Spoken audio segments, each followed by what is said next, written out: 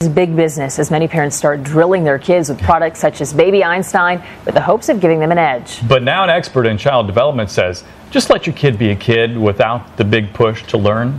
Here's John Donovan.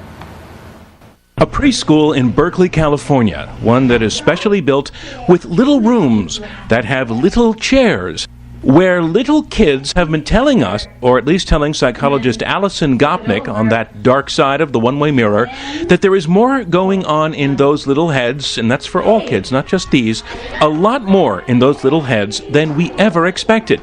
Because she says while there is that old, long-standing view about the brains of babies, that babies and young children were irrational and illogical, or that they lived in a blooming, buzzing confusion. A view, a wrong one, she says, that has led to earlier and earlier parent intervention to help our kids with flashcards and with DVDs and with starting school earlier than ever. But Gopnik has a message for parents. Stop it. You don't have to make your children smarter because they're already just as smart as they could be. Let go and trust the system that's in the kid's head. That's right. Ever see Rick Moranis in the movie Parenthood? His little girl Patty getting the language lessons, and the flashcards, and the martial arts.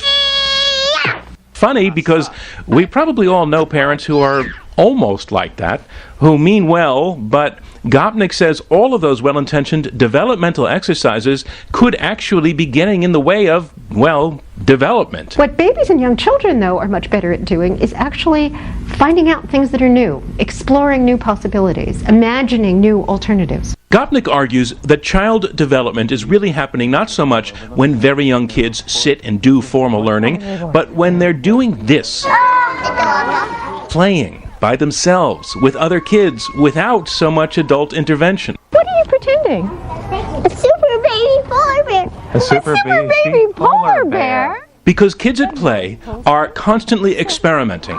Every made-up game, every what-if, a kind of developmental puzzle to work through. Which brings us to those little kids in the little chairs. Gopnik's carefully constructed experiments, of which she has designed hundreds, show us how smart kids are at figuring things out naturally. The question is whether these kids can figure out the necessary pattern for the music. Now, they are 4 years old, an age where tradition says they're just supposed to be flummoxed by something like this. A grad student named Daphne tells them she's not sure how to make the music. Let's try to figure it out. And look at this. This one's from Gopnik's archives. This child gets a turn and immediately figures out that only the last two moves are what's needed to get the music going. Oh, good job. In the trials we watched, that didn't always happen. Gopnik says it's about 1 in 3 kids who get it right away, but that the others almost always at least attempt what in science is called an experiment, trying out possible solutions, analyzing the result, working toward conclusions like little scientists, even if it just looks like a kid having fun. What children are doing when they're learning in the real world is seeing very complicated patterns of things that human beings are doing and having to pick out just which of those things are the ones that are most important for them to know. They have to extract what matters. Exactly. And if you think about what we do as scientists, that's really what science is all about too. It's about inventing and innovating, which is what kids do when you don't lead them by the nose, but just let them play.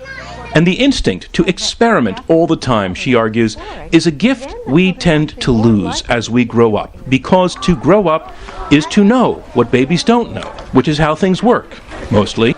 Isn't knowing more a good thing? It's a great thing for actually getting things done, but it means that it may actually make it harder for us to actually learn something new. The evolutionary purpose of early childhood is to be able to make mistakes and not get eaten by a giant bird by doing so. Children are really the research and development division of the human species. They can try something, and if it doesn't work, it's okay because mom and dad are going to take care of them and they'll be all right. Which is why Gopnik suggests that the best thing parents can do in terms of the education of very small children is back off. Don't insist on teaching them all that much, because they're teaching themselves.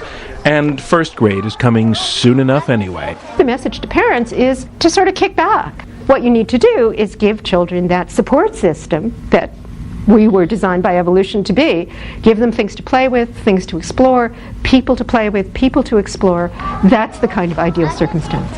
And watch them innovate, because maybe we could all use a little bit more of that talent, which all of us once had in abundance back when we could fit in the little chairs. I'm John Donvan for Nightline in Berkeley, California. And when we return, they wheeled an elderly